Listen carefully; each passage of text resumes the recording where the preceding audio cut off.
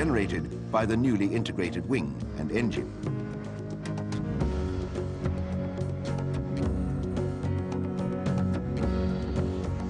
The jet engine selected for the compound system was a Pratt & Whitney J60 that could produce up to 2,600 pounds of thrust.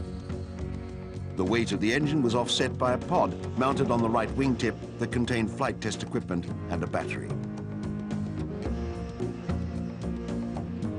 The rigid rotor assembly was identical to the system that Lockheed's pilots had flown on pure versions of the XH-51. Don Segner, one of Lockheed's engineering test pilots, became the first man to fly the bizarre-looking configuration. He was also the first to fly the 51 and the 286, and had conducted exhaustive flight testing in both models.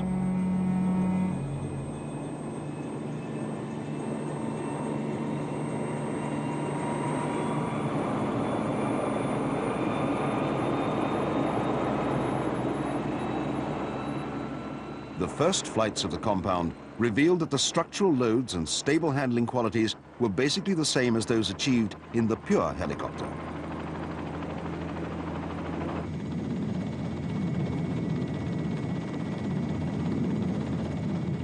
In fact, the rigid rotor system remained incredibly nimble despite the additional weight and drag of the engine and stub wings.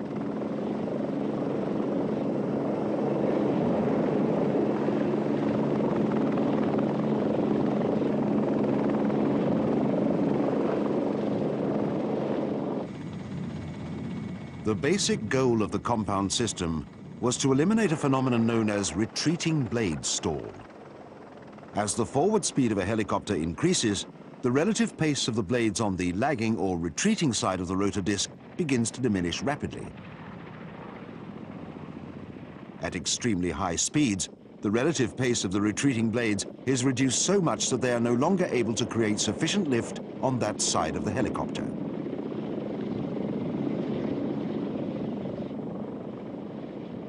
The compound system was designed with stub wings and an engine so that the rotor could be relieved of most of its lifting and propulsive duties during high-speed flight. As the pilot increased forward speed, he could simply reduce the collective pitch of the blades and allow the wings to take over.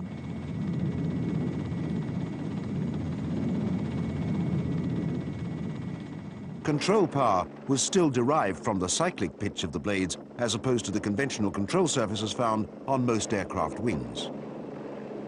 But it rapidly became apparent that at higher speeds, the compound system performed just like any other fixed-wing aircraft.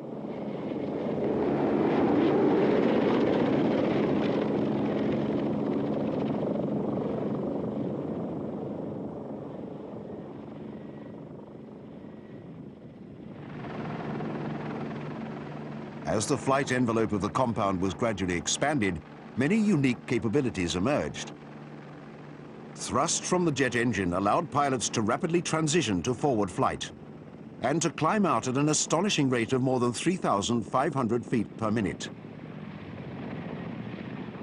But the primary goal of the Army's compound helicopter program was speed. As a result, Lockheed's test pilots embarked on a program to push the system to its limits.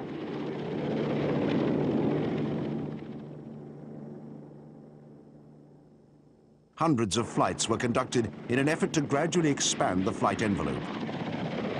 By May of 1965, the compound had been driven to speeds in excess of 270 miles per hour. Engineers were forced to make several modifications as speeds increased. Additional bracing had to be added to the forward windscreen after the plexiglass began to bend in on a pilot during one high-speed run. But flight tests continued. Eventually, the system set an unofficial speed record of 303 miles per hour.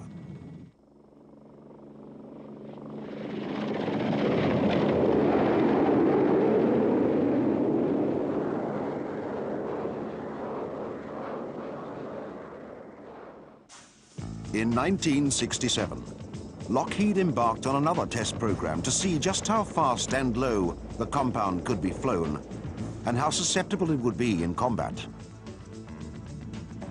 To avoid detection, pilots often maintained speeds of more than 250 miles an hour at altitudes of less than 30 feet. Observer teams were stationed along a predetermined route to simulate typical weapon emplacements and record aircraft detection times. The results were phenomenal. Aircraft tracking proved to be extremely difficult for the observers, and even for the experienced cameramen set along to document the event.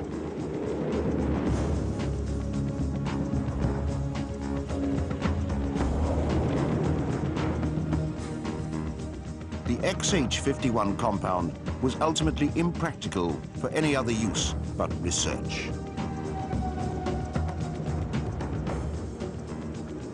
But the entire program delivered a clear message to the US Army. The extreme speed and maneuverability of compound systems in low-level flight could dramatically increase both the potency and survivability of helicopter pilots in combat.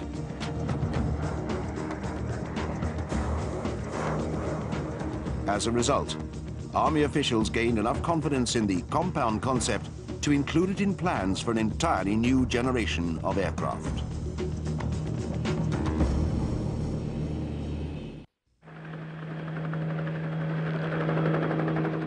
The US Army had been exploring the feasibility of arming helicopters since the mid-1950s.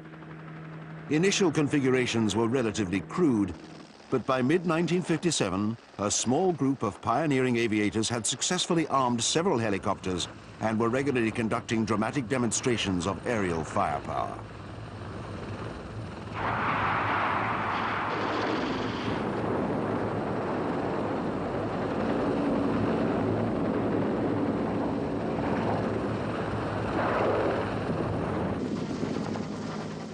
By the time the US had become embroiled in the Vietnam War, the concept of armed helicopters had become an essential element of Army combat operations.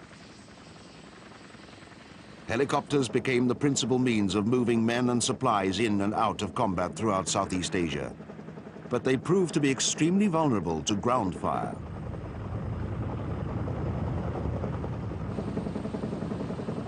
As a result, hundreds of Bell UH-1 Hueys were modified to carry a potent arsenal of machine guns, grenade launchers, and rockets. These gunships were used to escort troop transports throughout the country, to clear landing zones of enemy opposition, and to provide close air support once men had been inserted on the ground.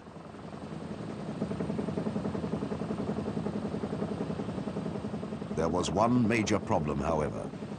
The Huey had not been designed to handle the weight of guns, rockets, and ammunition. Thus, many of the gunships had considerable difficulty maneuvering around and even keeping up with the troop carriers they were assigned to protect.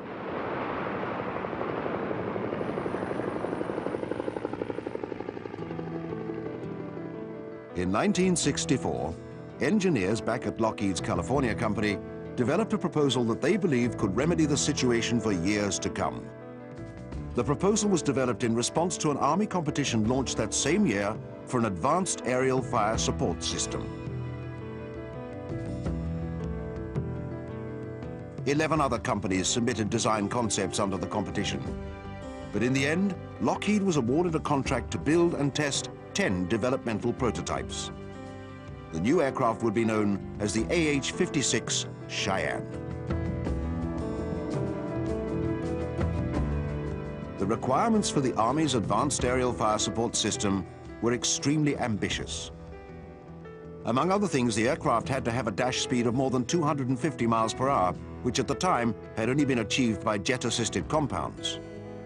It also had to have a ferry range of more than 2,400 miles, the distance from California to Hawaii, and the ability to hover out of ground effect at 6,000 feet, a huge challenge. The extreme requirements forced Lockheed engineers to create many new systems and fabrication techniques from scratch and to develop a vast array of unconventional methods for testing new components.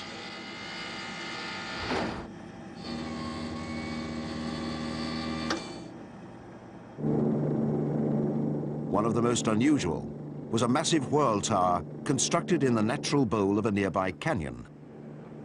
The tower was designed to thoroughly test the structural integrity and hover performance of the enlarged rotor system before it was installed on any of the 10 prototypes.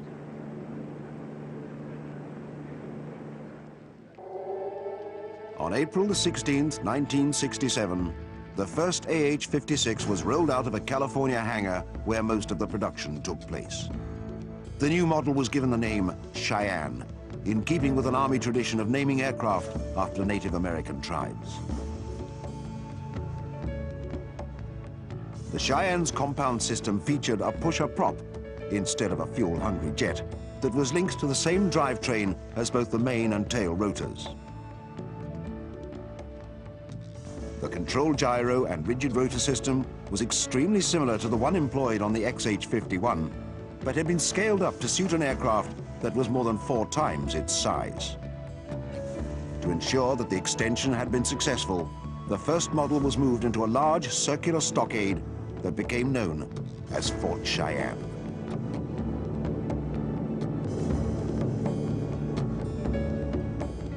Here, the prototype ran day and night for hundreds of hours in tie-down test to check out the performance of the drive and rotor systems. The stockade had 2 heavy plank walls with more than 8 feet of gravel between them, just in case anything went wrong.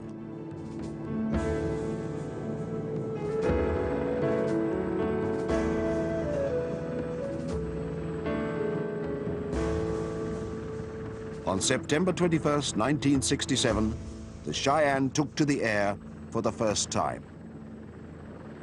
At the controls that day was Don Segner, the engineering test pilot who had also conducted first flights in both models of the XH-51 and the 286.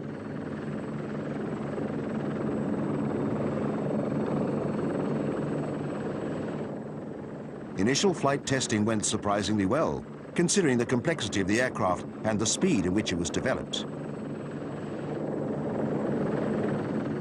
The system quickly demonstrated most of the same positive handling characteristics as previous rigid rotor systems, and even surpassed some of the capabilities of the jet-assisted compound.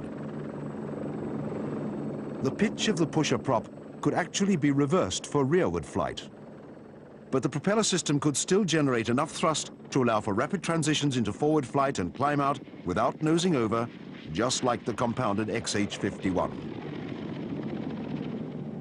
Over the course of several months, hundreds of flight tests and military demonstrations were conducted in an attempt to gradually expand the Cheyenne's flight envelope.